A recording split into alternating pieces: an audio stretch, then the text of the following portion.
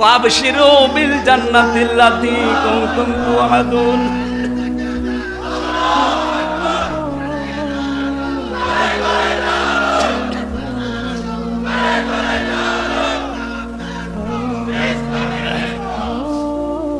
বাস্তবতা এইটা।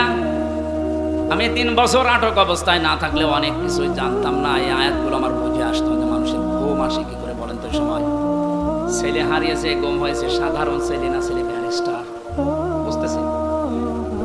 তাও আমার মতো সাধারণ হামজা হলে তো হয়তো লক্ষ লক্ষ মানুষ কর্মসংস্থান তৈরি করেছে। লোকটা তার মেধা তন্মেধা না, আমার মনে হয় তার মাথাটাকে কম্পিউটার ছিল। এইরকম মানুষের ঘুম আসছে কি করে? আমারই যদি 2টা মেয়ে নিয়ে একটা বউ নিয়ে ঘুম না আসে, আমার তো আর কিছু নেই, শুধু এইগুলোই। তার এত বড় বিশাল সাম্রাজ্য, তার ঘুম আসলো কি করে?